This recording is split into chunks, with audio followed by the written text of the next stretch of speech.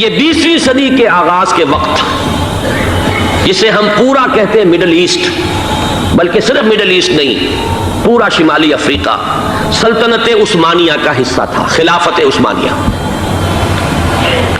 Libya, الجزائر، مصر، پورا حجاز، یمن، پورا عراق، شام، اور یہ شام ہی کے حصے ہیں در حقیقت، اردن اور لبنان، یہ سب، یہ شام عرب، عراق عرب، یہ پورا علاقہ خلافت عثمانیہ یہ اس کا حصہ تھا۔ پہلی جنگ عظیم میں انگریزوں نے عربوں کو بغاوت پر آمادہ کیا، غداری پر آمادہ کیا، انہوں نے خلافت عثمانیہ کے خلاف بغاوت کی، بیج بوئے ان کے دلوں کے اندر نفرت کے، ابھارا انہیں، تم ترکوں کے غلام کیوں ہو، تمہیں خود حاکم ہونا چاہیے، تم کھڑے ہو جاؤ، ہم مدد کریں گے، تم بغاوت کرو، تم ان ترکوں کے خلاف ہماری مدد کرو، ہم تمہیں آزاد کر دیں گے، تم اپنے پاؤں پر خود کھڑے ہو جانا۔ یہ بہت ہی ہمارے لیے دردناک المیہ ہے اس پہلی جنگ عظیم کا۔ کرنل لارنس جیسا شخص، برطانوی استعمار، اور اس کے نتیجے میں عربوں نے بغاوت کی۔ اور اس قدر دردناک بات آپ کو بتا رہا ہوں، میں پہلی مرتبہ جب سن 62 میں حج کے لیے گیا مدینہ منورہ میں، ابھی وہ ریل کے انجن کھڑے ہوئے تھے۔ یہ ترکی کے زمانے میں، سلطنت عثمانیہ کے زمانے میں بغداد سے مدینے تک ریلوے لائن تھی۔ یہ پورا ایک عالم سلطنت عثمانیہ، سلطنت نہیں، خلافت عثمانیہ، پوری ٹرینیں جو ہے ترکوں کی اڑائی گئی، ہزاروں ترکوں کو شہید کیا گیا، یہاں تک کہ صحن حرم میں شہید کیے گئے سینکڑوں ترک۔ یہ جرم تھوڑے نہیں ہے، معمولی نہیں۔ آج جس کی سزا مل رہی ہے، معلوم ہونا چاہیے کہ وہ جرائم کون کون سے تھے۔ اب بھی جو لوگ گئے ہیں انہوں نے دیکھا ہوگا، ترکی کا قلعہ موجود ہے اوپر پہاڑی کے اوپر، حرم کا جو سب سے بڑا دروازہ ہے باب ملک عبدالعزیز، اس کے سامنے ایک لائبریری ہوتی تھی، اب تو غالباً وہ بھی گرا دی گئی ہے، اس کے پیچھے پہاڑی پر ترکوں کا قلعہ ہے پرانا، اس پر توپیں موجود تھیں۔ جب بغاوت ہوئی ہے، جو حرم میں آئے ہوئے تھے ترک فوجی، ظاہر بات ہے نہتے، وہ تو نماز پڑھنے آئے ہوئے تھے، ان کو وہاں ذبح کیا گیا ہے، اور ترکوں نے اپنی توپیں استعمال نہیں کی کہ کہیں بیت اللہ کو کوئی دن نہ پہنچ جائے۔ بہرحال یہ غداری ہوئی ہے پہلی جنگ عظیم کے دوران، اور نہ صرف ترکوں پہ عربوں نے کی ہے۔ جیسا کہ میں نے کہا تھا، دو ہیں سب سے بڑے مجرم روئے ارضی کے اوپر امت مسلمہ کے طبقات۔ ہمارا پنجابی سپاہی بھی جا کر انگریزوں کی مدد کر کے ایلن بی کو قبضہ جو لے کر دیا بغداد کا، اس میں ہمارے مسلمان پنجابی سپاہی بھی شامل تھے۔ یہ خون چکاں باب ہے ہماری تاریخ کا اس صدی کا۔ لیکن اس کے بعد سلطنت عثمانیہ کے ٹکڑے ہو گئے، چیچڑے ہو گئے۔ ایک انگریز نے لکھا ہے یہ جملہ، ذہن میں بجھا ہوا جملہ، کہ تاریخ میں یہ بات ثبت ہو جائے گی کہ ایک انگریز نے اس سلطنت کے ٹکڑے کر دیے کہ جو عمر فاروق نے قائم کی تھی رضی اللہ تعالیٰ عنہ۔ یہ پورا عالم، یہ تمام علاقہ کس نے فتح کیا تھا؟ یہ بات ہاتھ بدل گئے تھے، پھر ترک آ گئے، خلافت عثمانیوں کے پاس چلی گئی، لیکن یہ سلطنت تو حضرت عمر رضی اللہ تعالیٰ عنہ کے زمانے سے چلی آ رہی تھی۔ اس کو ایک انگریز کرنل نے، اور اس نے بغاوت پہ آمادہ کر کے عربوں کو اور ترکوں کے پیٹھ میں چھرا گھپوا کر ان کے ذریعے سے اور ٹکڑے کر دیے۔ لیکن جب جنگ ختم ہوئی، اب انہوں نے کہا کہ اب ہمیں آزادی دیجیے، تو اب انہیں معلوم ہوا کہ غداروں کو دنیا میں کیا ملتا ہے، ٹکڑے کر دیے گئے۔ یہ حصہ عراق یہ انگریز کے پاس رہے گا، شام کا یہ علاقہ یہ فرانسیسیوں کے پاس رہے گا، مصر پر انگریزوں کا تسلط رہے گا، لیبیا اطالویوں کے پاس رہے گا، لے دے کر یہ جو علاقہ تھا حجاز، چونکہ وہاں کچھ تھا ہی نہیں، بوادن غیر ذی زرع، یہ عربوں کے پاس چھوڑ دیا گیا۔ اس وقت جو بادشاہ ہیں شاہ حسین اردن کے، ان کے دادا سب سے بڑے غدار وہی تھے، لہذا ان کو اس علاقے کی بادشاہت دے دی گئی۔ اس کے بعد نجد سے ایک تحریک اٹھی ہے، وہ سعودی جو خاندان ہے وہ نجد سے اٹھا ہے۔ نجد میں اس وقت کچھ بھی نہیں تھا، وہ تو صرف ریت کے تودے تھے اور کچھ بھی نہیں، لہذا ادھر کسی استعماری قوت کو دیکھنے کی ضرورت ہی نہیں تھی۔ وہ تو بعد میں تیل برآمد ہوا اور اس کی حیثیت ہو گئی، اور یہ امارات کا علاقہ جو ہے اس کی دنیا میں اب گویا کہ یوں سمجھیے کہ جو سب سے زیادہ اہم علاقے ہو سکتے ہیں روئے ارضی کے نقشے پر، ان میں سے ایک وہ ہو گیا۔ لیکن یہ اس وقت کی بات میں کر رہا ہوں، کوئی حیثیت نہیں تھی، لہذا اس کو چھوڑ دیا گیا۔ یہ ہے تاریخی پس منظر، یہ لکیریں جو کھینچی گئی ہیں، یہ ایک ملت اسلامیہ کو جو قومیتوں میں تقسیم کیا گیا، پھر نعرے لگوائے گئے المصر للمصریین الشام للشامیین، اب شامی ایک علیحدہ قوم ہو چکے ہیں، مصری ایک علیحدہ قوم ہو چکے ہیں، عراقی ایک علیحدہ قوم ہو چکے ہیں۔ یہ ساری تقسیمیں استعمار کی پیدا کرنا ہے، اس کا کوئی تعلق اسلام کے ساتھ نہیں۔ اب ضرورت تو اس بات کی تھی کہ استعمار کے پنجے جب یہاں سے کچھ ہٹے، دوسری جنگ عظیم کے بعد ایک دور آیا، امریکہ ابھرا ہے دنیا کی عالمی سطح پر سیاست میں، اس کے ہاں کچھ آزادی کے تصورات تھے، اس نے بھی سپورٹ کیا۔ برطانیہ کمزور ہو چکا تھا، وہ اتنے بڑے علاقے کو ہولڈ نہیں کر سکتا تھا، ہندوستان بھی آزاد ہوا، پھر یہ کہ اور دوسرے علاقوں سے بھی اس کو پسپائی اختیار کرنی پڑی۔ استعمار کے پنجے جس طرح بھی ہوئے، ان کے سینوں سے، عربوں کے سینوں سے جو ہے گویا کہ وہ ہٹے، لیکن امریکہ نے ایک اپنی بہت بڑی حکمت عملی جو اختیار کی، عالم عرب کے سینے میں اسرائیل کا خنجر پیوست کر دیا، تاکہ یہ کبھی آزاد نہ ہو جائیں، ہمارے انگوٹھے تلے رہے، ہماری پالیسی گورن کرے۔ یہ استعمار کا دوسری جنگ عظیم کے بعد، جہاں برطانوی استعمار، فرانسیسی استعمار رفتہ رفتہ یہ ہٹنے شروع ہوئے، صدر ناصر نے انگریزوں کو اٹھا کر پھینکا میڈیٹرینین میں اور دوسرے جگہوں سے، الجزائر نے آزادی حاصل کی فرانس سے، اطالویوں سے جو ہے لیبیا والوں نے آزادی حاصل کی، یہ ہو گیا، لیکن ایک خنجر پیوست کر دیا گیا اسرائیل کا سینہ عرب۔ اس صورتحال میں ظاہر بات ہے کہ ایک تو بڑی آئیڈیل پوزیشن تھی کہ پورا عالم اسلام متحد ہو، لیکن وہ تو بہت دور کا خواب معلوم ہوتا ہے۔ علامہ اقبال سے بڑا کوئی نقیب نہیں ہے ملت اسلامی کی وحدت کا، ایک ہو مسلم حرم کی پاسبانی کے لیے نیل کے ساحل سے لے کر تا بخا کے کاشغر، لیکن انہیں بھی اپنے لیکچرز میں کہنا پڑا اس وقت جو صورتحال ہے پورے عالم اسلام کی ایک وحدت بن جانا تو تقریباً ناممکن نظر آ رہا ہے، اگر کسی طرح ایک common wealth of Muslim nations وجود میں آ جائے تو بھی بڑی کامیابی ہوگی، لیکن اس سے بھی پہلے یہ تو زیادہ آسان تھا کہ عالم عرب ایک وحدت کی شکل اختیار کر لے۔ یہ تو ایک قوم ہے، اکثر و بیشتر ایک نسل یا زیادہ دو نسلیں کہتی تھی، شمالی افریقہ میں بربر نسل بھی ہے، باقی تو سب عرب ہیں، یہ پورا عالم ایک نسل، ایک زبان، پورے اتنے رقبے کے اوپر بولے جانے والی ایک زبان، یہ تو ایک ہو جائے۔ افسوس یہ ہے کہ اس کا ایک ہو جانا، ایک شخصیت ابھری تھی جو مذہبی مزاج کی شخصیت تھی، جو دینی مزاج کی حامل شخصیت تھی، اگر اس کی قیادت میں عالم عرب متحد ہو جاتا تو واقعتاً ایک بہت بڑا جو ہے مرحلہ وہ طے ہو جاتا پوری عالمی ملت اسلامیہ کی ایک وحدت اختیار کرنے کا۔ وہ شخصیت تھی شاہ فیصل شہید کی، اور اس لفظ کے ساتھ ہی آپ کے ذہن میں آ گیا ہوگا کیوں انہیں شہید کر دیا گیا، کس نے کیا کرایا، کہاں سے تعلیم حاصل کر کے آیا تھا وہ جس نے شہید کیا شاہ فیصل شہید کو، اس کی گردن پر کون سوار تھی، وہ یہودی لڑکی کے جس کے فوٹو بھی شائع ہوئے، ایک گردن پر اٹھائے کھڑا ہوا شہزادہ اپنی ایک یہودی دوست کو، لڑکی کو، اور وہی ہے کہ جس نے جا کر پستول سے شہید کیا ہے۔ جان میں اچھی طرح جان لیجئے، جیسے بارہا میں نے عرض کیا ہے کہ حضرت عمر کو شہید کرنے والا کہنے کو ابو لولو فیروز تھا، لیکن اس کے پیچھے پورا ایرانی نسل پرستی کا جو پورا پس منظر ہے، اسے تو ہر شخص جس کی ذرا بھی نگاہ جو ہے جو صرف منظر کو نہ دیکھ رہی ہو، پس منظر کو بھی دیکھنے والی ہو، وہ تو جان لے گی کہ ابو لولو فیروز ایک فرد کا نام نہیں تھا، وہ ایران کا انتقام تھا عالم عرب سے۔ بالکل اسی طریقے سے یہ امریکی استعمار کا ہتھ کنڈا تھا، اسے محسوس ہوا۔ شاہ فیصل مذہبی مزاج کا شخص یہ ابھر رہا ہے، اور یہ شاہ فیصل کی حکمت عملی کا ذرا آپ اندازہ کیجئے۔ لاہور میں سمٹ کانفرنس ہوئی، اس میں وہ آئے، سب سے ٹاورنگ پرسنالٹی پورے اس وقت عالم اسلام کے اندر شاہ فیصل کی تھی، اور وہ گویا کہ ایک بہت ہی جس کو کہا جائے کہ ایک بہت ایلڈرلی، ایک بزرگانہ ایک شخصیت جو ہے، اور انہوں نے اپنے دولت کے دروازے، عرب میں وہ مشہور تھے کہ نہایت خسیس اور بخیل انسان ہے، اس لیے کہ وہاں وہ خرچ کرتے تھے حساب کتاب کے ساتھ، لیکن ان کے خزانے کھلے ہوئے تھے عالم اسلام کے لیے، ادھر بھی مدد ہے، ادھر بھی مدد ہے، ادھر بھی کام ہو رہا ہے، ادھر بھی کام ہو رہا ہے۔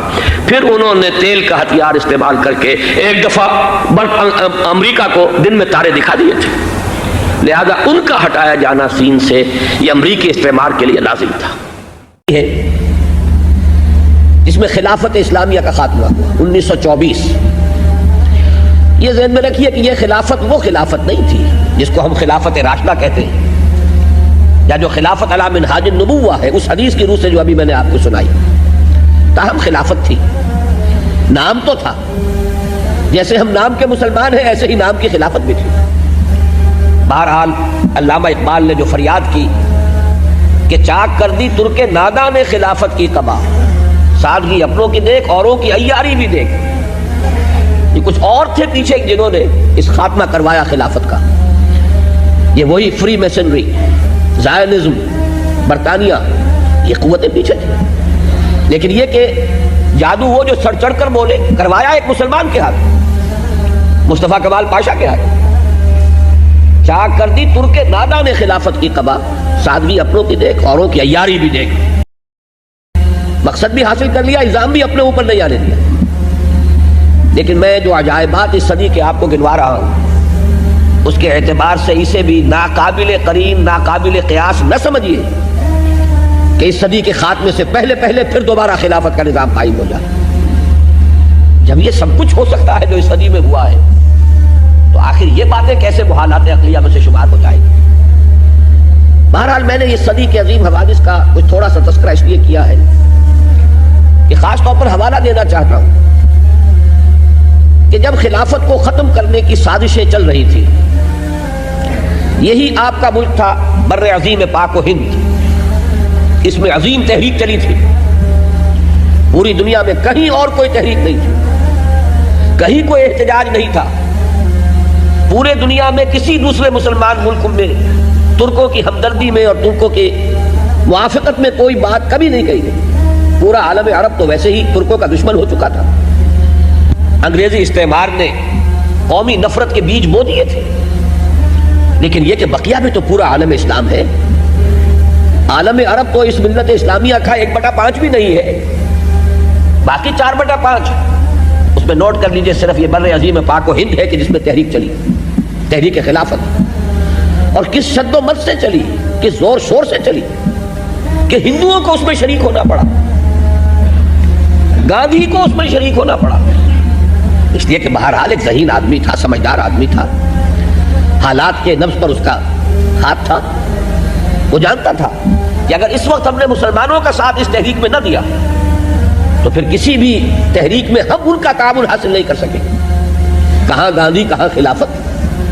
لیکن آپ اندازہ کیجئے کہ یہ تحریک، یہ بھی در حقیقت مظہر ہے اسی کا کہ وہ تحریک کتنے شد و مد اور زور شور سے اٹھی تھی کہ گاندھی کو اس میں شمولیت اختیار کرنی پڑی، اسی بر عظیم پاک و ہند میں۔ اور اب اللہ کا نام لے کر ہم نے اسی ملک میں سے جو بھی ٹکڑا ہمیں ملا ہے پاکستان کے نام سے، اب اس میں تحریک خلافت کا آغاز کیا ہے۔ آغاز تو ہمیشہ حقیر ہوتا ہے، چھوٹا ہوتا ہے، لیکن کوئی تعجب کی بات نہیں ہے، آخر بڑے بڑے تناور درخت بھی شروع میں چھوٹے سے نازک پودے کی شکل میں ہوتے ہیں۔ اللہ تعالیٰ کی قدرت سے بعید نہیں کہ یہ تحریک خلافت کا یہ پودا جو ہے تناور درخت کی شکل اختیار کرنا ہے۔ ایک خاص مناسبت جو ہمارے خطبات خلافت کو قائم ہوئی ہے کہ اس صدی کے آغاز میں تحریک خلافت چلی تو اس کے زعماء پر مقدمہ بغاوت اس ہال میں چلایا گیا۔ یہ اس خالق دینا ہال کی تاریخی اہمیت ہے، یہی حال تھا جس میں مولانا محمد علی جوہر کھڑے ہوئے تھے مجرموں کے کٹہرے میں، اور ان کے ساتھ اور بھی کتنے ہی زعماء ملت تھے کہ جو شریک تھے، اور ایک انگریز جج بیٹھا ہوا ان کے خلاف سماعت کر رہا تھا مقدمہ بغاوت کی۔ 1921 کی بات ہے نا، 62 برس گزرے ہیں، لیکن یہ کہ جیسا کہ میں نے عرض کیا اگر اس وقت وہ عظیم تحریک چلی تو کوئی عجب نہیں کہ اللہ تعالیٰ کے فضل و کرم سے اب یہ تحریک بھی وقت تو درکار ہوگا، لیکن اللہ کے فضل و کرم سے یہ مومنٹم پکڑے، اس میں قوت پیدا ہو، تو نہ یہ اللہ کے فضل و قدرت سے بعید ہے، اور نہ ہی جیسا کہ میں نے عرض کیا اس صدی کے تمام عجائبات اگر آپ کے سامنے ہو تو ان کے اعتبار سے یہ کوئی بہت ہی ایک محال بات نظر آتی ہے۔ ایک بات میں یہاں ضرور واضح کر دوں، وہ جو تحریک خلافت چلی تھی جس کے زعماء پر مقدمہ بغاوت اس حال میں چلایا گیا تھا، اور اب جس تحریک خلافت کا ہم نے آغاز کیا ہے، نام تو وہی ہے مشترک، لیکن ان کے مابین زمین و آسمان کا فرق ہے۔ وہ تحریک صرف ایک احتجاجی تحریک تھی کہ خلافت کے نام سے مسلمانوں کی وحدت ملی کا جو ایک نشان ہے، جو ایک علامت ہے، اسے ختم نہ کیا جائے۔ حالانکہ پوری دنیا جانتی تھی، ہر شخص جانتا تھا، بچہ بچہ جانتا تھا، یہ خلافت وہ خلافت نہیں ہے، یہ وہ خلافت تو نہیں جو عمر فاروق کی خلافت تھی رضی اللہ تعالی عنہ۔ یا ابو بکر کی خلافت تھی رضی اللہ تعالی عنہ، یا عثمان غنی کی خلافت تھی رضی اللہ تعالی عنہ، یا حضرت علی مرتضیٰ کی خلافت تھی رضی اللہ تعالی عنہ، یہ وہ خلافت تو نہیں، لیکن پھر بھی وحدت ملی کا ایک نشان، ایک علامت۔ اب میں آپ کو ایک بات بتا دینا چاہتا ہوں کہ جیسے ہمارے ایک محاورہ ہے کہ ہاتھی مرا ہوا بھی 1.25 لاکھ کا ہے، وہ خلافت اگرچہ اپنی حقیقت کھو چکی تھی، پھر بھی اس میں جو طاقت تھی، آخر کوئی شے تھی کہ جس کی وجہ سے اسلام کے دشمن یہ چاہتے تھے کہ اس کو ختم کر دیا جائے۔ اس کے ضمن میں ایک واقعہ بھی ہے کہ حضرت شیخ الہند مولانا محمود حسن رحمہ اللہ یہ جب مالٹا میں اسیر تھے، نظر بند تھے، تو وہاں جو انگریز کمانڈانٹ تھا اس کیمپ کا جس میں کہ وہ نظر بند تھے، اس کو کچھ انس ہو گیا حضرت شیخ الہند سے۔ بہرحال ہر شخص اندازہ کر لیتا ہے کہ یہ کوئی عام مجرم نہیں ہے، اس کی شخصیت ہے، روحانیت جو ہے وہ تو انسان کے وجود سے شعاعوں کی صورت میں پھوٹتی ہے۔ گرویدہ ہو گیا تھا اور کافی بے تکلفی تھی آپس میں۔ تو حضرت شیخ نے ایک روز اس سے پوچھا کہ آپ لوگ ہماری خلافت کے کیوں درپے ہو گئے؟ اب آپ نوٹ کیجئے، خلافت کی تنسیق 1924 میں ہو رہی ہے، 1920 میں حضرت شیخ الہند رہا ہو کر واپس آ چکے ہیں ہندوستان۔ معلوم ہوا کہ یہ گفتگو اگر ہوگی تو سن 17, 18, 19 کی ہوگی، لیکن معلوم تھا کہ سازش کیا چل رہی ہے۔ خلافت کے اس پودے کو، اس درخت کو اکھاڑنے کے لیے کیسی آندیاں چل رہی ہیں۔ جیسے کبھی ایک بوریا نشین شاہ ولی اللہ دہلوی دہلی کے کسی مسجد میں اور کسی خانقاہ میں اور کسی اس کے حجرے میں بیٹھا ہوا پورے ہندوستان کے حالات کا جائزہ لے رہا تھا، اور اس نتیجے پر پہنچ چکا تھا کہ جو مرہٹہ طاقت اٹھ رہی ہے جنوبی ہند سے، ہندوستان میں کوئی مسلمان، کوئی نواب، کوئی راجہ، کوئی حکومت ایسی نہیں ہے کہ جو اس کا مقابلہ کر سکے۔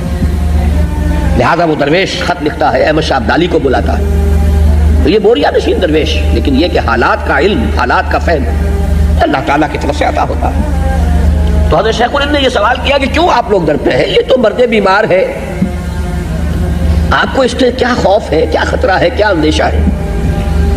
تو اس کمانڈانٹ نے یہ کہا کہ مولانا اتنی سادگی اختیار نہ کیجئے، بھولے نہ بنیے، آپ بھی جانتے ہیں اور ہمیں بھی معلوم ہے اس گئی گزری حالت میں بھی اس خلافت میں اتنی طاقت ہے کہ اگر ترکی کا خلیفہ اعلان جہاد کر دے تو کروڑوں مسلمان سر پر کفن باندھ کر نکل آئیں گے۔ یہ اندیشہ ہمیں اب بھی ہے۔ بہرحال اس وقت کی جو خلافت تھی، جیسا کہ میں نے عرض کیا، تحریک خلافت، وہ ایک احتجاجی تحریک تھی کہ جو بھی کچھ خلافت کے نام سے جو بھی ادارہ ہے، ہماری ملی وحدت کا ایک ادارہ ہے، ایک نشان ہے، اس کو ختم نہ ہونے دیا جائے۔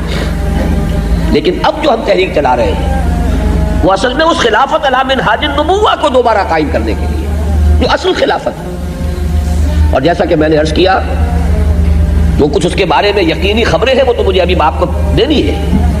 میں نے تو 20ویں صدی کے کچھ ایسے واقعات کا تذکرہ کیا کہ اگر ان کو سامنے رکھیں تو یہ شے انہونی نظر نہیں آئے گی۔ جب اتنے بڑے بڑے حوادث و واقعات اس صدی میں ہو گئے تو کون سا تعجب کی بات ہے کہ یہ واقعہ بھی ظہور پذیر ہو جائے، بلکہ میں یہاں تک کہنے کی جرات کر رہا ہوں کہ کوئی عجب نہیں کہ اس صدی کے خاتمے سے پہلے ہو جائے۔ اب میں آ رہا ہوں اس پیشن گوئی کی طرف۔ سب سے پہلے تو جو آیہ مبارکہ میں نے تلاوت کی، اس سے پہلے قاری صاحب نے بھی اسی آیت کی تلاوت فرمائی۔ یہ بڑی اہم آیت ہے، سورہ نور کی آیت نمبر 55۔ اللہ تعالیٰ نے اس آیت میں مسلمانوں سے 3 نہایت مؤکد وعدے کیے ہیں، بڑے تاکیدی وعدے۔ اگرچہ وہ وعدے مشروط ہیں، غیر مشروط نہیں ہیں۔ وعد اللہ الذین آمنوا منکم وعملوا الصالحات، اے مسلمانوں تم میں سے جو لوگ ایمان اور عمل صالح کا حق ادا کر دیں گے، ان سے ہمارا وعدہ ہے، بہت پختہ وعدہ ہے، بہت مؤکد وعدہ ہے۔ کیا وعدہ ہے؟ اصل میں ایک ہی بات کو 3 پیرایوں میں دہرایا ہے، بات تو ایک ہی ہے۔ پہلا انداز کیا ہے؟ پہلا پیرایا بیان کیا ہے؟ لَيَسْتَخْلِفَنَّهُمْ فِي الْأَرْضِ كَمَا اسْتَخْلَفَ الَّذِينَ مِن قَبْلِهِمْ، جو مسلمان ایمان اور عمل صالح کا حق ادا کر دیں گے انہیں زمین میں خلافت عطا کریں گے، جیسے کہ ان سے پہلوں کو خلافت عطا کی تھی۔ اس کے حوالے سے قرآن مجید سے جس کو تھوڑی سی بھی ذہنی مناسبت ہے اسے وہ آیت یاد آ جانی چاہیے، یا داؤد انا جعلناک خلیفۃ فی الارض، جیسے پہلے خلافت عطا کی تھی وہ سابقہ امت مسلمہ تھی، اسے بھی خلافت عطا کی تھی، ایسے ہی تمہیں بھی خلافت عطا کرے گی۔ دوسرا وعدہ وَلَيُمَكِّنَنَّ لَهُمْ دِينَهُمُ الَّذِي ارْتَضَىٰ لَهُمْ، اور ان کے لیے ان کے اس دین کو تمکن عطا کریں گے جو اس نے اللہ نے ان کے لیے پسند کر لیا ہے۔ یہاں بھی وہی بات ہے، مناسبت قرآن ہے اگر ذہن کو حاصل تو آیت فوراً یاد آ جانی چاہیے، اليوم اکملت لکم دینکم واتممت علیکم نعمتی ورضیت لکم الاسلام دینا۔ آج کے دن ہم نے تمہارے لیے تمہارے دین کی تکمیل فرما دی، اپنی نعمت کا اتمام فرما دیا، اور تمہارے لیے اب ہمیشہ کے لیے اس دین اسلام کو پسند فرما دیا۔ وہ دین جو ہے فرمایا وَلَيُمَكِّنَنَّ لَهُمْ دِينَهُمُ الَّذِي ارْتَضَىٰ لَهُمْ، اس دین کو کہ جو اللہ نے پسند فرمایا ہے ان کے لیے، اسے تمکن عطا کرے گا، غلبہ عطا کرے گا۔ وہ پامال نہیں رہے گا، مغلوب نہیں رہے گا۔ وہ جو فریاد کبھی حالی نے کی تھی کہ اے خاصہ خاصان رسول وقت دعا ہے، امت پہ تیری آ کے عجب وقت پڑا ہے، وہ دین جو بڑی شان سے نکلا تھا وطن سے پردیس میں، وہ آج غریب الغرباء ہے۔ یہ دین پامال نہیں رہے گا۔ تیسرا وعدہ وَلَيُبَدِّلَنَّهُم مِّن بَعْدِ خَوْفِهِمْ أَمْنًا، ان کی خوف کی حالت کو امن سے بدل دے گا۔ یہ ذہن میں رکھیے کہ یہ آیت مبارکہ نازل ہو رہی ہے سن 5 ہجری کے نصف آخر میں یا سن 6 ہجری کے آغاز میں۔ اس وقت تک جو حالات تھے عرب کے، ایک چھوٹا سا چراغ جل رہا تھا مدینہ منورہ میں دین حق کا، محمد الرسول اللہ والذین معہ صلی اللہ علیہ وسلم ورضی اللہ تعالی عنہم اجمعین۔ اور وہ بستی کتنی بڑی بستی تھی، وہاں اللہ کے دین کا چراغ روشن ہے، لیکن آندھیاں چل رہی ہیں، جھکڑ چل رہے ہیں۔ مجھے وہ نعیم صدیقی صاحب کا شعر جو ہے ایسے مواقع پر لازماً یاد آ جاتا ہے کہ آندھیوں سنبھل کے چلو اس دیار میں، امید کے چراغ جلائے ہوئے ہیں ہم۔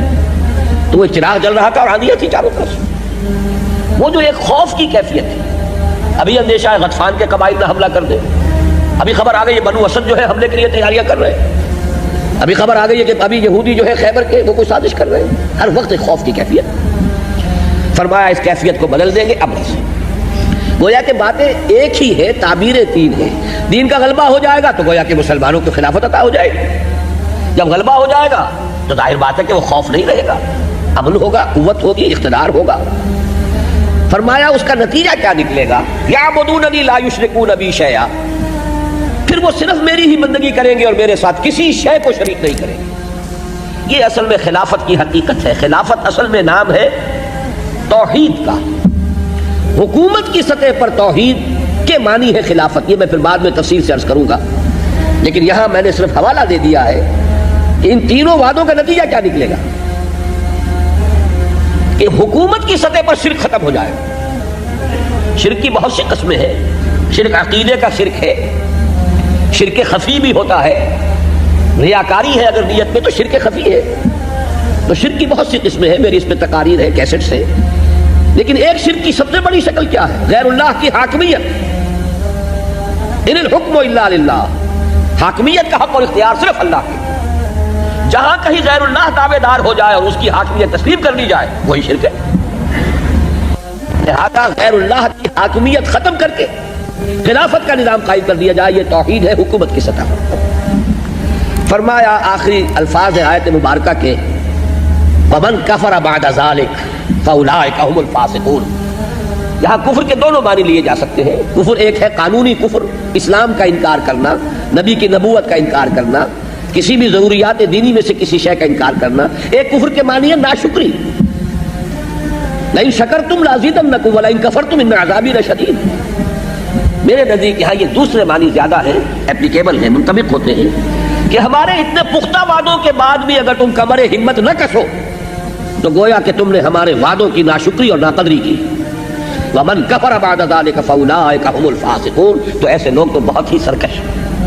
بہرحال دوسرے معنی بھی ہو سکتے ہیں کہ جب یہ نظام قائم ہو جائے گا اس کے بعد بھی جو کفر پر اڑا رہے تو اس کے معنی یہ ہے کہ اس میں سرے سے کوئی خیر ہے ہی نہیں، شیطنت کا مجسمہ ہے۔ بہرحال یہ آیت مبارکہ نازل ہوئی جیسا کہ میں نے عرض کیا سن 5 کے اواخر یا سن 6 کے اوائل میں۔ آگے چلنے سے پہلے نوٹ کر دیجئے تقریباً اسی زمانے کے لگ بھگ سورہ صف نازل ہوئی۔ سورہ صف کی بھی میں نے اس وقت صرف 3 آیات کی تلاوت کی تھی۔ پہلی آیت ذہن میں رکھیے اس لیے کہ اس کا اطلاق اس وقت کے حالات پر بھی ہو رہا ہے 100%۔ یریدون لیطفئوا نور اللہ بافواہہم یہ چاہتے ہیں کہ اللہ کے نور کو اپنے منہ کی پھونکوں سے بجھا دیں. دیکھیے یہ خاص طور پر اس وقت کے حالات میں اشارہ کس بات کی طرف تھا کہ بقیہ جو مشرکین عرب کے تھے وہ تو اللہ کے دین کو مٹانا چاہتے تھے، محمد الرسول اللہ صلی اللہ علیہ وسلم کو ناکام بنانا چاہتے تھے، لیکن اپنے زور بازو سے کرنا چاہتے تھے. کفر کے لیے جانے دے رہے تھے، ابو جہل نے گردن کٹوائی ہے کفر کے لیے. لیکن یہودیوں کا رویہ یہ تھا کہ محض سازش کے ذریعے سے وہ کبھی میدان جنگ میں آ کر مقابلہ نہیں کر سکے. بزدلی کی انتہا تھی. جب بنو قریظہ کا معاملہ ہوا ہے اس کے بعد اتنا ہتھیار برآمد ہوا ہے کہ اگر وہ اسے استعمال کرتے تو واقعہ یہ کہ مسلمانوں کو شدید نقصان پہنچ سکتا. لیکن قرآن مجید نے ان کی بزدلی کا نقشہ کھینچا ہے. یہ کبھی تم سے کھلے میدان میں مقابلہ نہیں کر سکیں گے، لیکن یہ کہ او من ورائے جدر فی قرن محصنۃ، او من ورائے جدر، بڑے ہی فورٹیفائڈ قسم کے قلعوں کے اندر، یا یہ کہ فصیلوں کے پیچھے سے عورتوں کی طرح یہ جنگ کریں گے. تو یہ اپنے منہ کی پھونکوں سے اللہ کے نور کو بجھانا چاہتے ہیں. بعد میں تفصیل سے عرض کروں گا، اس وقت نوٹ کر لیجئے. آج بعین ہی یہی شکل ہے. آج منہ کی پھونکے کیا ہے؟ ذرائع ابلاغ کے ذریعے سے جو پروپیگنڈا ہو رہا ہے، مسلم فنڈامنٹلزم، اس کا جو ایک ہوا کھڑا کر دیا گیا ہے. معلوم ہوا پوری دنیا کو، تہذیب کو، تمدن کو، ہر اعلیٰ قدر کو بہت بڑا خطرہ لاحق ہو گیا ہے مسلم فنڈامنٹلزم سے. تمام قوت جو ہے پروپیگنڈے کی، تمام قوت جو ہے ذرائع ابلاغ کی، اس کو ختم کرنے کے لیے، اس کی کردار کشی کے لیے یہ استعمال ہو رہی ہے. بالکل وہی نقشہ ہے. یریدون لیطفئوا نور اللہ بافواہہم واللہ متم نورہ ولو کرہ الکافرون. لیکن اللہ تعالیٰ تو اپنے نور کا اتمام فرما کر رہے گا، چاہے یہ کافروں کو کتنا ہی ناپسند ہو. هو الذی ارسل رسولہ بالہدی ودین الحق لیظہرہ علی الدین کلہ ولو کرہ المشرکون. وہ تو وہ ہے تبارک و تعالی جس نے بھیجا ہے اپنے رسول کو صلی اللہ علیہ وسلم الہدی اور دین حق دے کر، تاکہ غالب کرے اسے کل کے کل ادیان پر، پورے نظام زندگی پر، چاہے یہ مشرکوں کو کتنا ہی ناگوار ہو. یہاں بھی مشرک نوٹ کر لیجئے. ایک عقیدے کا مشرک ہے، ایک وہ ہے کہ جو حکومت کی سطح پر اللہ کے سوا کسی اور کو بٹھاتا ہے تخت حکومت پر. یہ سب سے بڑا شرک ہے. وَلَوْ كَرِهَ الْمُشْرِكُونَ، دین کا غلبہ یہ ہے مقصد بعثت محمدی صلی اللہ علیہ وسلم. وَيَكُونَ الدِّينُ كُلُّهُ لِلَّهِ، دین کل کا کل اللہ کے تابع ہو جائے. اس کے بعد آگے فرمایا ہے مسلمانوں لیکن اس کے لیے تمہیں کچھ کرنا پڑے گا. یا ایھا الذین آمنوا هل ادلکم علی تجارۃ تنجیکم من عذاب الیم. اہل ایمان کیا میں تمہاری رہنمائی کروں اس کاروبار کی طرف جس کا نفع اتنا عظیم ہو کہ جہنم کی آگ سے، عذاب علیم سے چھٹکارا پا جاؤ. تؤمنون باللہ ورسولہ وتجاہدون فی سبیل اللہ باموالکم وانفسکم. دیکھیے یہاں بھی دو شرطیں آ گئی. سورہ نور کی آیت میں دو شرطیں آئیں، ایمان اور عمل صالح.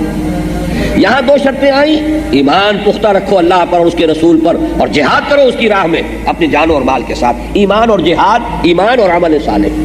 اور جہاد ہی در حقیقت عمل صالح کی بلند ترین شکل ہے. تو القرآن یفسر بعضہ بعضا، اس حوالے سے بھی اس نقطے کو سمجھتے چلیے. اگر تم ایسا کر لو گے، ذالکم خیر لکم ان کنتم تعلمون، یہی تمہارے لیے بہتر ہے. کیا بہتری ہے؟ ایک وعدہ آخرت کا ہے، یغفر لکم ذنوبکم ویدخلکم جنات تجری من تحتہا الانہار ومساکن طیبۃ فی جنات عدن ذلک الفوز العظیم. تمہارے گناہ بخش دے گا، تمہیں جنت میں داخل کرے گا، تمہیں نہایت پاکیزہ رہائش گاہیں عطا کرے گا جنات عدن میں، ریزیڈنشل گارڈنز آف پیراڈائز. اور یہی بڑی کامیابی ہے. ایک وعدہ تو یہ ہے، اور دوسرا وعدہ وَأُخْرَىٰ تُحِبُّونَهَا نَصْرٌ مِّنَ اللَّهِ وَفَتْحٌ قَرِيبٌ. ایک دوسرا وعدہ جو تمہیں بہت پسند ہے، محبوب ہے. یہ انسان کی ایک یوں سمجھیے کہ اس کی طبیعت کا تقاضا ہے کہ جو کام کرے اس کو کامیاب ہوتا ہوا دیکھ لے، اطمینان ہوتا ہے. اللہ نے یہاں انداز ایسا اختیار کیا ہے، بلکہ امام راضی نے تو الفاظ استعمال کیے ہیں. یہ مقام مذمت ہے. فتح کی آرزو کرنا بھی پسندیدہ نہیں ہے، اس لیے کہ یہ فتح بھی اصل میں دنیاوی غلبہ ہے.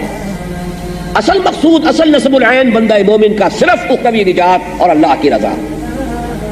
گویا کہ یہاں تعریض کا انداز ہے. ایک اور شے جو تمہیں بہت پسند ہے، اللہ کی نگاہ میں تو آخرت ہے، اصل کامیابی وہ ہے. لیکن یہ کہ بہرحال خلق الانسان ضعیفا، بنانے والا ہی جانتا ہے میں نے انسان کو کیسا بنایا ہے. اس کی خلقت میں، اس کی سرشت میں کوئی ضعف ہے، اور اس ضعف کی بنا پر یہ چاہتا ہے کہ کوئی کامیابی بھی اپنی نگاہوں سے دیکھ لے. تو اخریٰ تحبونہا نصر من اللہ و فتح قریب، اللہ کی مدد آیا چاہتی ہے اور فتح تمہارے قدم چوما چاہتی ہے. وبشر المؤمنین، اور اے نبی اہل ایمان کو بشارت دے دیجیے. یہ دو مقامات ذہن میں رکھیے. اب ذرا تاریخی اعتبار سے جائزہ لیجیے. میں نے عرض کیا کہ یہ آیات نازل ہو رہی ہیں سن 5 کے اواخر یا سن 6 کے آغاز میں. سن 6 ہی میں صلح حدیبیہ ہو گئی. قریش کے جن کو جزیرہ نماء عرب میں بالفعل جو ہے حکمرانوں کی حیثیت حاصل تھی، اگرچہ کوئی فارمل گورنمنٹ نہیں تھی، رسمی حکومت نہیں تھی، لیکن جو حکمرانوں کی حیثیت ہوتی ہے جزیرہ نماء عرب میں قریش کی وہی حیثیت تھی. جب انہوں نے حضور سے صلح کی تو اس کے معنی کیا ہوئے؟ انہوں نے حضور کو ریکگنائز کر دیا. اور یہ بہت بڑی فتح ہوتی ہے. جیسے آج عرب ملک ایک ایک کر کے، بلکہ اب تو سب کے سبھی ریکگنائز کر چکے. اسرائیل کو سب سے بڑی کامیابی تو اس کی یہی ہے، وہ کچھ نہ کچھ داخلی خود مختاری بھی دینے کو تیار ہے، قیمت کچھ دے کر ہی حاصل کرتا ہے، لیکن سب سے بڑی شے تو یہ ہے کہ سب عربوں نے اسے آج تک اسے تسلیم کرنے کو تیار نہیں سے کر لیا. جب میڈرڈ میں جا کر اور میز کے اکراس دی ٹیبل اس سے گفتگو کر لی تو تسلیم کر لیا. اب تو فارمیلٹی ہے، ایک ایک کر کے تسلیم کرتے چلے جائے، بالفعل تو تسلیم ہو گئے. اور یہی اس کی سب سے بڑی کامیابی. یہی بات کہی گئی صلح حدیبیہ کے بارے میں، انا فتحنا لک فتحا مبینا. اے نبی ہم نے آپ کو ایک بڑی کلیئر وکٹری عطا کی ہے، کھلی صریح فتح عطا فرمائی. یہ تو سن 6 میں ہو گیا. دیکھیے کتنی جلدی اللہ کے وعدے پورے ہو رہے ہیں. سن 7 میں خیبر فتح ہو گیا، یہودیوں کا گڑھ توڑ دیا گیا، اور وہاں سے بہت سا مال غنیمت مسلمانوں کے ہاں جو اصل خوشحالی شروع ہوئی ہے مدینے میں، وہ خیبر کا جو مال غنیمت ہے اس سے ہوئی. سن 8 میں مکہ فتح ہو گیا، بات ہی ختم ہو گئی، اس لیے کہ جزیرہ نماء عرب کا گویا کہ صدر مقام، کیپٹل. سن 9 تک پورا جزیرہ نماء عرب جو ہے اسلامی حکومت کے تحت آ گیا. جاء الحق وزهق الباطل ان الباطل كان زهوقا. اور پھر جیسا کہ آپ کو معلوم ہے حضور کا انتقال سن 11 کے ہو رہا ہے، اور اس کے بعد 24 برس کے اندر اندر یہ اسلامی حکومت جس کا نام خلافت ہے، اسلامی حکومت خلافت، کہاں سے کہاں پہنچ گئی. تقریباً شمالی افریقہ پورا کا پورا، ادھر دریائے جیہوں تک، ادھر کوہ قاف تک، کوکیشیا تک، یمن سے لے کر کوکیشیا، آکسس سے لے کر اٹلانٹک، یہ پورا علاقہ جو ہے اس پر نظام خلافت قائم ہے. تو پہلی بات تو ہم نے یہ دیکھ لی کہ اللہ نے جو وعدے کیے تھے کتنی جلدی، کتنی تھوڑی سی مدت میں وہ وعدے پورے ہو گئے. لیکن اس کے بعد جو کچھ ہوا ہے، اب دیکھیے یہ 1400 برس کی تاریخ ہے، لیکن یہی ہے وہ بات کہ کاش کہ جو لوگ حدیث نبوی کی اہمیت سے ناواقف ہیں، استخفاف کرتے ہیں اور محروم ہیں. جب کسی شے کی آپ کی نگاہ میں قدر نہیں ہوگی آپ اس پر توجہ نہیں کریں گے. آپ کو معلوم ہے کہیں ذرا سی امید ہو جائے یہاں تیل ہے، کروڑوں روپے خرچ کر دیتے ہیں وہاں ایکسپلور کرنے کے لیے، اس لیے کہ امید ہے کہ یہاں تیل ہے. کہیں سونے کی توقع ہو جائے تو جو بھی کچھ. اسی طریقے سے جہاں انسان کو امید ہوتی ہے کہ کچھ ملے گا وہاں محنت صرف کرتا ہے، اور جہاں معلوم ہو کچھ ہے ہی نہیں ہے تو محنت کرے گا. حدیث نبوی جو ہے، ایک حدیث نے 1400 برس کی تاریخ مسلمانوں کی جو ہے امت مسلمہ کی اسے سمپ کر دیا ہے، یکجا کر دیا. یہ حدیث ہے جو میں نے ابھی آپ کو سنائی، مسند احمد ابن حنبل کی روایت ہے حضرت نعمان ابن بشیر رضی اللہ تعالی عنہ سے. حضور نے اپنے زمانے سے لے کر قیامت تک 5 ادوار کا تذکرہ کیا. تکون النبوۃ فیکم ما شاء اللہ ان تکون. اے مسلمانوں، نبوت تمہارے مابین موجود رہے گی، یعنی میں موجود رہوں گا بنفس نفیس صلی اللہ علیہ وسلم، جب تک اللہ چاہے گا. پھر اللہ اس دور کو اٹھا لے گا، یعنی میرا انتقال ہو جائے گا. انک میت وانہم لمیتون وما محمد الا رسول قد خلت من قبلہ الرسل افئن مات او قتل انقلبتم علی اعقابکم. یہ دور ختم ہو جائے گا، یہ دور ہمیشہ کا نہیں ہے. ثم تکون خلافۃ علی منہاج النبوۃ. پھر ایک دور ہوگا خلافت کا جو نبوت کے طریقے پر ہوگی. منہاج، نہج ہم طریقے کے لیے استعمال کرتے ہیں، اس نہج سے، اس طریقے سے. منہج راستے کو کہتے ہیں، طریق عربی میں راستے ہی کے لیے ہے. تو نبوت کے طریقے پر، نبوت کے راستے پر، نبوت کے نقش قدم پر خلافت ہوگی، جس کو ہم خلافت راشدہ کہتے ہیں. یہ نصبی حدیث میں آیا ہے، اس لیے کہ حضور نے فرمایا علیکم بسنتی وسنت الخلفاء الراشدین المہدیین. لیکن لیکن یہ حدیث کے اندر جو لفظ آیا ہے اس میں یہ بہت اہم ہے، خلافت علی منہاج النبوہ، یعنی بعد ہی وہی نظام جو محمد رسول اللہ صلی اللہ علیہ وسلم نے قائم فرمایا، جو کا تو قائم ہے۔ اس کے لیے تو میں ایک مثال دے دوں جس سے کہ حضرت ابو بکر رضی اللہ تعالیٰ عنہ کی عظمت اور فضیلت کا بھی اظہار ہوتا ہے کہ جو فتنے بڑے بڑے اٹھے ہیں حضور کے انتقال کے بعد، بہت سے جھوٹے نبی کھڑے ہو گئے، ایک نیا فتنہ اٹھا کہ ہم زکوٰۃ نہیں دیں گے، مانعین زکوٰۃ۔ اس وقت حضرت عمر تک نے بھی مشورہ دیا رضی اللہ تعالیٰ عنہ کہ امیر المومنین اس وقت ذرا مصلحت کو دیکھیے، آپ جیش اسامہ کو بھی نہیں روک رہے، اسے بھی بھیج رہے، جو حضور نے لشکر تیار کیا تھا۔ حضرت ابو بکر نے فرمایا جو لشکر حضور نے تیار کیا ہو میں کیسے روکوں؟ پھر یہ کہ جو لوگ نئی نبوت کے دعوے دار کھڑے ہو گئے ان سے تو لڑنا ہی لڑنا ہے۔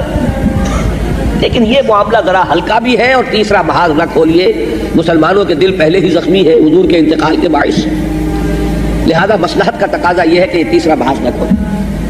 جو الفاظ کہے تھے حضرت ابو بکر نے وہ آپ کو سنانا چاہتا ہوں۔ ایبدل الدین وانا حی، کیا دین میں ترمیم ہو جائے گی جبکہ میں ابھی زندہ ہوں؟ میرے جیتے جی ایسا نہیں ہو سکتا۔ بلکہ حضرت عمر کو تو رضی اللہ تعالیٰ عنہ ایک طرح کی ڈانٹ پلائی ہے۔ یہ ڈانٹ عمر کو ابو بکر ہی پلا سکتے تھے رضی اللہ تعالیٰ عنہما کہ اے عمر تم جاہلیت میں تو بڑے سخت تھے، یہ اسلام میں تم اتنے نرم کیسے ہو گئے؟ مجھے نرمی کا مشورہ دے رہے ہیں۔ خدا کی قسم اگر کسی نے میرا ساتھ نہ دیا اور مجھے تنہا جانا پڑا تبھی میں جنگ کروں گا، اور خدا کی قسم اگر لوگ حضور کے زمانے میں زکوٰۃ کے اونٹوں کے ساتھ ان کی رسیاں بھی دیتے تھے، اور اب اگر یہ کہیں گے کہ اونٹ لے جاؤ رسی نہیں دیں گے تبھی میں جنگ کروں گا۔ اس لیے کہ اتنی ترمیم بھی دین محمد میں صلی اللہ علیہ وسلم ناقابل قبول ہے۔ تو بین ہی وہ نظام کیا تھا؟ یہ میرا کل کا موضوع ہے، وہ نظام تھا کیا؟ آج میں صرف آپ سے عرض کر رہا ہوں کہ یہ دور حقیقت میں ایک ہے، دور نبوت اور دور خلافت علی منہاج النبوہ، بات تو ایک ہی ہوئی، نوعیت کے اعتبار سے فرق نہیں ہے۔ جیسے ما انا علیہ واصحابی بریکٹڈ ہے محمد رسول اللہ صلی اللہ علیہ وسلم اور صحابہ کرام، محمد رسول اللہ والذین معہ علیکم بسنتی وسنت الخلفاء الراشدین المہدیین، اس طرح بریکٹڈ ہے۔ اسی طرح حضور کا دور اور دور خلافت علی منہاج النبوہ بریکٹڈ ہے۔ اس لیے فرمایا کہ نبوت کے نقش قدم پر خلافت کا یہ دوسرا دور ہوگا، لیکن یہ دور بھی دائم نہیں ہے، ایک وقت آئے گا یہ بھی ختم ہو جائے گا۔ فتکون ما شاء اللہ ان تکون، یہ جاری رہے گا جب تک اللہ چاہے گا کہ جاری رہے، پھر اللہ اسے بھی اٹھا لے گا۔ ثم تکون ملکا عاضا، پھر تیسرا دور آئے گا اور وہ ہوگا ملوکیت کا دور، بادشاہت کا دور، اور ملوکیت بھی کٹ کھنی، کاٹ کھانے والی۔ عضا یعض کے معنی کاٹنا، دانتوں سے کاٹنا، یہ ملوکیت آئے گی، کٹ کھنی ملوکیت۔ اب اس میں ذرا نوٹ کر لیجئے، واقعہ یہ ہے کہ جو دور بنو امیہ ہے ملوکیت تو وہ بھی ہے، اگرچہ کہتے تو وہ اپنے آپ کو خلفاء ہی تھے، چاہے وہ بنو عباس کے تھے اور بنو امیہ کے تھے، اور چاہے بعد میں وہ آل عثمان کے ہوئے، اور یہ عثمان حضرت عثمان نہیں ہے، یہ تو وہ ترک سردار عثمان جن سے کہ اوٹومان یہ پورا سلسلہ چلا ہے، یہ بھی خلفاء ہے۔ لیکن یہ کہ حقیقت میں خلافت علی منہاج النبوہ ختم ہو گئی ہے حضرت علی رضی اللہ تعالیٰ عنہ کے بعد۔ اب تدریجاً ملوکیت کی طرف قدم بڑھا ہے۔ ملوکیت پوری شان و شوکت کے ساتھ تو جا کر دور بنو عباس میں ظاہر ہوئی ہے، جب محل بنے ہیں اور ٹھاٹ جمے ہیں، ورنہ بنو امیہ کے دور میں ابھی عربوں کی جو اصل بدوی حضارت تھی وہ برقرار تھی، لیکن ظلم کا آغاز تو ہو گیا۔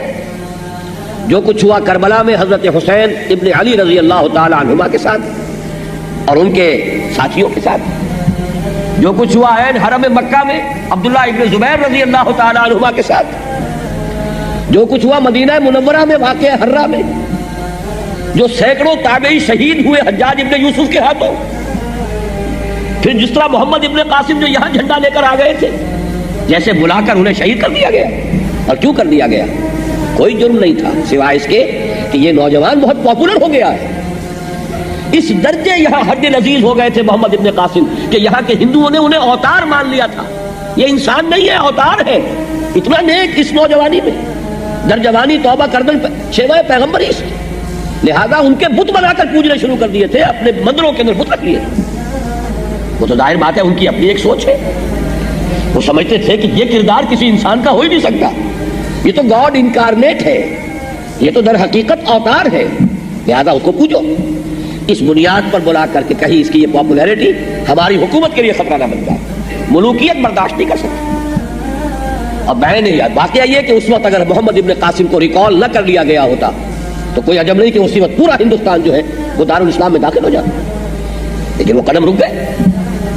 یہی معاملہ ہوا ہے موسیٰ ابن نصیر کے ساتھ، وہ بوڑھے جرنیل جن کے ایک یوں سمجھیے کہ نوجوان کمانڈر طارق ابن زیاد نے ہسپانیہ کو فتح کیا، کہاں تک وہ جو ہے ایڈوانس جاری تھی، یوں سمجھیے کہ فرانس کے قلب تک مسلمان پہنچ چکا تھا اس وقت۔ شاید 200 میل کا فاصلہ پیرس کا ہے جہاں پہ آخری جو ہے جنگ لڑی گئی، لیکن موسیٰ ابن نصیر کو بھی بلا کر بس یہ ہے کہ جان تو بخشی کر دی گئی اس لیے کہ بوڑھے تھے بہت، لیکن توہین اور تسلیل انتہائی کی گئی۔ تو یہ تو ابھی یوں سمجھیے لچھن ہے ملوکیت کے ابھی آغاز میں، آگے آگے دیکھیے ہوتا ہے کیا۔ پھر جو محل جمے ہیں اور عیش کے ٹھاٹ جمے ہیں، پھر جو کچھ ہوا ہے ان محلات کے اندر جو دنیا میں بادشاہوں کے ہاں ہوتا ہے، تو یہ در حقیقت یہ دور ملوکیت کا دور ہے۔ اور ملوکیت کے بارے میں فرمایا ملکن عاضا، یہ تیسرا دور ہے، یہ بھی رہے گا جب تک اللہ چاہے گا، پھر یہ بھی ختم ہو جائے گا، پھر چوتھا دور آئے گا۔ اور واقعہ یہ بات محمد الرسول اللہ صلی اللہ علیہ وسلم ہی فرما سکتے تھے، اور میں یہ سمجھتا ہوں کہ شاید اس وقت کسی کی سمجھ میں نہ آیا ہو کہ یہ بات آپ نے کیا فرمائی۔ ثم تکون ملکن جبریا، پھر چوتھا دور ہوگا ملوکیت کا جو مجبوری والی ملوکیت ہوگی۔ اب کیا فرق ہے ملکن عاضن میں ظالم کٹھنی ملوکیت اور ملکن جبرین جابر اور جبر والی ملوکیت؟ کوئی فرق تو ہوگا نا، جب مستقل ادوار علیحدہ گن رہے ہیں محمد الرسول اللہ صلی اللہ علیہ وسلم۔ بہرحال نہیں کہا جا سکتا کہ اس وقت کیا سمجھا گیا ہو، آج وہ بات جو کہ پیش آ چکی ہے اس لیے واضح طور پر سامنے آ گئی، اور عظمت حدیث نبوی کا در حقیقت یہ بھی ایک بہت بڑا مظہر ہے۔ اس سے مراد ہے وہ دور جس میں ہم غیر مسلم اقوام کے غلام بن گئے، مجبوری۔ ہندوستان میں انگریز کے غلام، انڈونیشیا ملائیشیا میں ولندیزیوں کے غلام، کہیں اطالویوں کے غلام، کہیں فرانسیسیوں کے غلام، یہ دور ہے۔ وہ بھی تو بادشاہ تھے، ملکہ معظمہ ہوتی تھی نا بیٹھی ہوئی، یا شہنشاہ معظم ہوتے تھے انگلستان کے، ہز میجسٹیز گورنمنٹ یا ہر میجسٹیز گورنمنٹ، ہم ان کی رعایت ہے نا۔ ثم تکون ملکن جبریا، یہ کولونیلزم کا دور ہے، یہ ہماری غلامی کا دور ہے، کہیں 250 برس رہا، کہیں 200 برس رہا، کہیں کم رہا، لیکن تقریباً پورے عالم اسلام نے اس کا مزہ چکھا ہے۔ یہ دور بھی آپ نے فرمایا یہ بھی ختم ہو جائے گا، لیکن اب یہاں ذرا رکیے، یہ دور ایک اعتبار سے تو یقیناً ختم ہو چکا ہے۔ کہا جاتا ہے کولونیل رول ختم ہو چکا، ایرا آف کولونیلزم ختم ہو چکا، حقیقت کے اعتبار سے ختم نہیں ہوا ہے۔ انگریز چلا گیا، اس کی تہذیب، اس کا تمدن، اس کا چھوڑا ہوا نظام پورا کا پورا جو کا تو موجود۔ میں دیکھ رہا تھا آپ حضرات کے ہاتھ میں وہ 4 ورقہ بھی ہے غالباً جو تقسیم ہوا ہے، اس میں پڑھیے گا جا کر 8 چیزیں میں نے نوٹ کی ہے کہ ہم نے انگریز کے نظام کو جو کا تو قائم رکھا ہوا ہے۔ آج بھی بلا کر اسے کہہ سکتے ہیں دیکھ لو ہم نے یہاں کوئی شے نہیں بدلی، ایسے ایسے تماشے۔ صوبہ سرحد کا نام شمال مغربی سرحدی صوبہ وہ بھی نہیں بدلا، حالانکہ وہ ہندوستان کے پس منظر میں تو اس کے کچھ معنی تھے، پاکستان کے تو 4 صوبے سرحدی ہیں۔ پھر پنجاب کا نام ہونا چاہیے شمال مشرقی سرحدی صوبہ، اور سندھ کا نام ہونا چاہیے جنوب مشرقی سرحدی صوبہ، اور بلوچستان کا نام ہونا چاہیے جنوب مغربی سرحد۔ یہ تو سارے صوبے سرحدی ہیں۔ کمال یہ ہے کہ وہ جو آزاد قبائل کا علاقہ کہلاتا تھا وہ بھی برقرار ہے، گویا کہ ہم تو ابھی تک غلام ہیں۔ آپ بتائیے اگر آزاد قبائل، آزاد تو وہ ہے نا، تو ہم تو غلام ہیں۔ اس درجے ہم نے اس نظام کو باقی رکھا ہے، وہی جاگیردار، وہی گردنوں پر سوار ہے، انہی کی حکومت ہے۔ جیسا کہ ابھی پیر پگاڑا صاحب نے بڑے خوبصورت پھلجڑی جو ہے پھلجڑیاں چھوڑتے ہیں، سر شاہ نواز کی پوتی نے سر جمال خان کے پوتے کو نکال دیا، وہ تو ہے تو انہی کی اولاد، بے نظیر ہے تو وہ سر شاہ نواز تھے تو سر ان کی پوتی، اور جو صدر بنے ہیں لغاری صاحب فاروق احمد لغاری، وہ سر جمال خان کے پوتے، نکال دیا انہوں نے، کہا پارٹی سے نکال دیا، اس لیے کہ وہ صدر بننے کے بعد انہوں نے پیپلز پارٹی سے استعفیٰ دے دیا ہے۔ بہرحال یہ تو ایک صرف یوں سمجھیے کہ ایک پھلجھڑی تھی ان کی، لیکن یہ کہ اصل حکومت تو انہی کی ہے، وہی جاگیردار انگریز کے بنائے ہوئے، آج بھی وہی حکمران۔ تہذیب ان کی، تمدن ان کا، علوم ان کے، فنون ان کے، ہماری معیشت کو وہ کنٹرول کریں، آئی ایم ایف ہو، ورلڈ بینک ہو، وہاں سے ٹیکسیشن کی ہدایات آئے، ریلوں کے کرائے بڑھانے کا حکم چلا رہا ہو، اندازہ تو کیجیے۔ تو حقیقت میں وہ دور ختم نہیں ہوا۔ آج کے زمانے میں ریموٹ کنٹرول بہت معروف ہے، براہ راست حکومت ختم ہو گئی ہے، ریموٹ کنٹرول آج بھی انہی قوتوں کا ہے ہم پر، پورے عالم اسلام پر، بلکہ یوں سمجھیے کہ اب عرب ممالک تو تقریباً سب کے سب پوری طرح ان کے شکنجے میں دوبارہ آ گئے، اس لیے کہ ہمارے پاس تو اور ہے کیا جس کے لیے کچھ زیادہ شکنجہ انہیں کسنے کی ضرورت ہو۔ اندیشہ اگر ہوتا ہے تو ایٹمک پروگرام سے ذرا ہو جاتا ہے، ورنہ اور کیا ہے ہمارے پاس، وہاں تیل ہے، وہاں کا شکنجہ بہت ضروری ہے۔ بہرحال یہ سمجھ لیجئے، بلکہ میں نے اس موضوع پر جب تقریر امریکہ میں کی تو آپ کی کراچی شہری سے مثال دی تھی کہ جیسے کراچی میں کرنگی میں 4 نمبر کے بعد 5 آنے سے پہلے 4.5 نمبر آتا ہے، اسی طریقے سے یہ چوتھا دور جو حضور نے فرمایا تھا اس کے بعد 4.5 دور میں ہم اس وقت ہیں، 5واں دور ابھی نہیں آیا بیچ میں۔ اس حوالے سے یہ بات جان لیجئے کہ چوتھا دور جو حضور نے فرمایا تھا وہ ابھی جاری ہے، ایک حیثیت سے ختم ہو گیا کہ براہ راست حکومت ختم ہو گئی، نام نہاد ہم آزاد ہیں، کہنے کو آزاد ہیں، کہیں برطانوی فوج نہیں، کہیں امریکی فوج نہیں، کہیں فرانسیسی فوج نہیں، لیکن جو بھی کچھ ہو رہا ہے پورے عالم اسلام میں در حقیقت ڈوریں ادھر سے ہلتی ہیں۔ اور ہمارا حال تو یہ ہے کہ وزیر اعظم 2 مرتبہ تو وہاں سے امپورٹ ہوا ہے، یہ صرف معین قریشی صاحب کا معاملہ تو نہیں ہے، اس سے پہلے محمد علی بوگرا بھی تو آئے تھے۔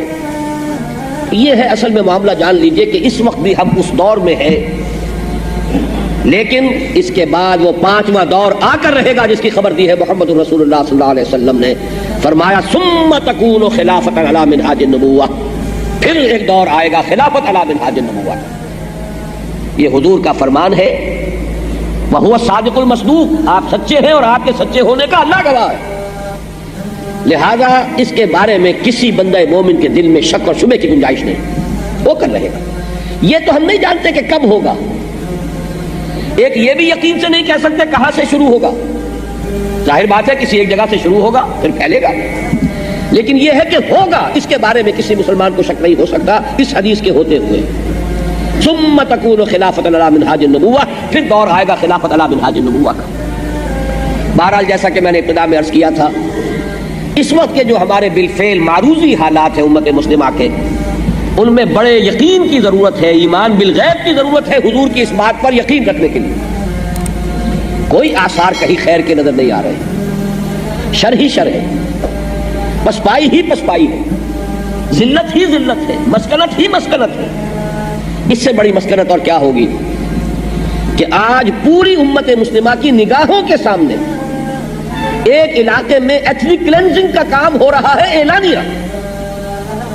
دیکھیے اس کو کنٹراسٹ کو نوٹ کیجئے، یہ کام آج سے 500 برس قبل بھی ہوا ہے دنیا میں، ہسپانیہ میں اسی طرح مسلمان کو ختم کیا گیا،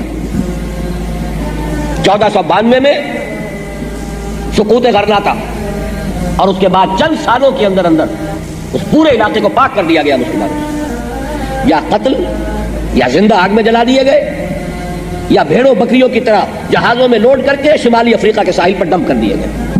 ایتھنک کلینسنگ، نسلی طور پر کسی ایک نسل سے بالکل پاک کر دینا کسی معاشرے کو، یہ 500 برس پہلے ہو چکا ہے۔ اور نوٹ کر لیجئے اس کو، اسی بر اعظم یورپ کا وہ جنوب مغربی سرا تھا، اور اسی بر اعظم یورپ کا یہ جنوب مشرقی سرا ہے، بوسنیا، بلکان، اور یہ معاملہ بوسنیا ہی کا نہیں ہے، یہ تو پورے اس علاقے سے ہوگا۔ اور جو خبریں موجود ہیں حدیث نبوی میں، بہت جلد جو ہے ان کا اصل ٹارگٹ جو ہے وہ استنبول ہوگا، یہ خبریں موجود ہیں، احادیث ہیں۔